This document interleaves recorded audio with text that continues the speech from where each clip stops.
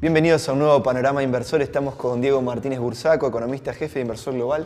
¿Cómo estás, Diego? Hola, Nacho, ¿cómo te va?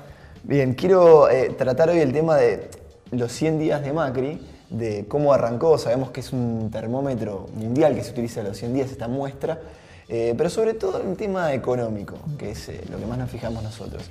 Y quiero arrancar por algo muy particular, que es un tiempo antes de que se dieran las elecciones, teníamos dos opciones: el gradualismo de Scioli y el shock de Macri en las políticas económicas. Eso veía el mercado, eso anticipaba el mercado, por eso subía cuando Macri parecía que iba a ganar. Sí. Y hoy parece que tenemos un Macri gradualista.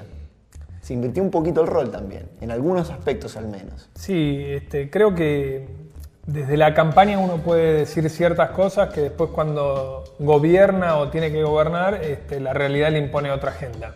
Y creo que en el caso de Macri y su gestión se mezcló un poco y un poco, ¿no? Un poco de shock y un poco de gradualismo. Vimos shock, por ejemplo, en la rebaja a las retenciones a las exportaciones al agro, también la rebaja a las exportaciones a la soja.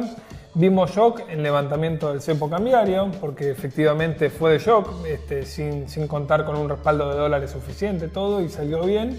Y vimos gradualismo en otro tipo de cosas, ¿no? Por ejemplo, gradualismo en modificar el impuesto a las ganancias, gradualismo en bajar el déficit público. Entonces creo que fue mezclando un poco las dos cosas porque la realidad de la agenda político-económica se lo imponía, ¿no?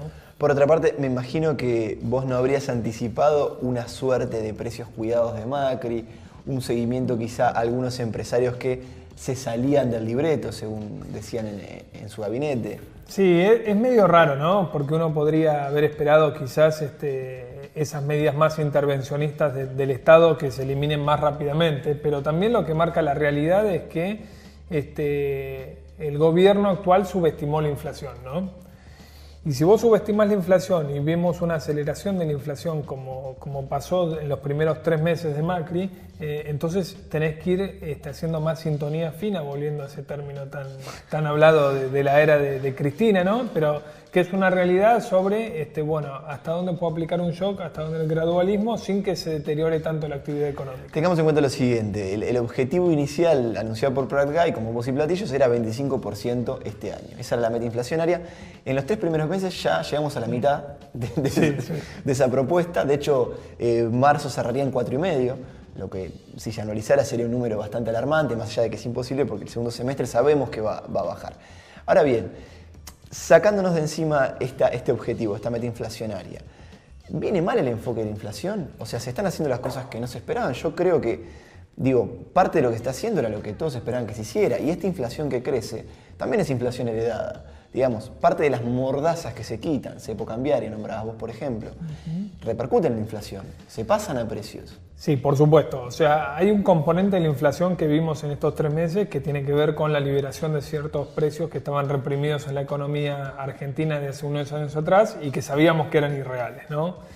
Dólar oficial, subsidio a las tarifas eléctricas y otro tipo de precios. Pero también hay una parte de la inflación que el gobierno, subestimó en el sentido de que pensaban que solamente con la confianza en los nuevos dirigentes, que la gente iba a salir a gastar más, que la actividad se iba a mover más, y eso finalmente no ocurrió. La gente está más cautelosa que nunca. Fíjate lo que ocurrió con las paritarias, muchos gremios están cerrando paritarias semestrales, es decir que esa sensación de expectativas de inflación alta llegó a todos los agentes de la economía y están tomando las medidas y Cuando decís semestrales, ves que no se proyectan un año, por ejemplo, no tienen la oportunidad de decir, bueno, esto va a mantenerse acá. Por supuesto, mal que mal, cuando estaba Cristina se cerraba un año y después, se hacían las cuentas y se ganó o perdió poder adquisitivo. Hoy, el panorama es más incierto. No le echo la culpa a Macri, ¿sí? La economía estaba muy distorsionada, había medidas de fondo que tomar y efectivamente para que todos nos vaya mejor, lo bueno sería que se cumpla lo que dijo Prat Guy, que la inflación vaya desacelerándose.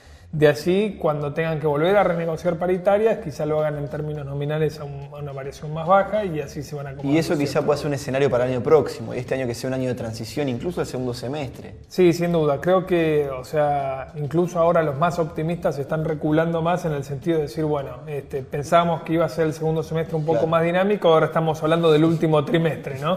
Y seguramente sí vamos a terminar en el 2017 como el año de empuje, y el año de transición precisión necesaria para tener las cosas. Dos cosas en pausa con este optimismo también de campaña, digamos, porque hay que separar lo que se puede hacer de lo que se dice en campaña. Por una parte, la lluvia de dólares que se había anunciado, que íbamos a tener un problema, decía Macri, con el valor del peso directamente por la presión del dólar. Iba a haber tanto dólar que bueno, iba a haber que salir a ayudar al peso. Cosa que no pasó porque también tenemos el tema holdout en pausa, quizás hasta el mes que viene. Y por otra parte, algo que me interesa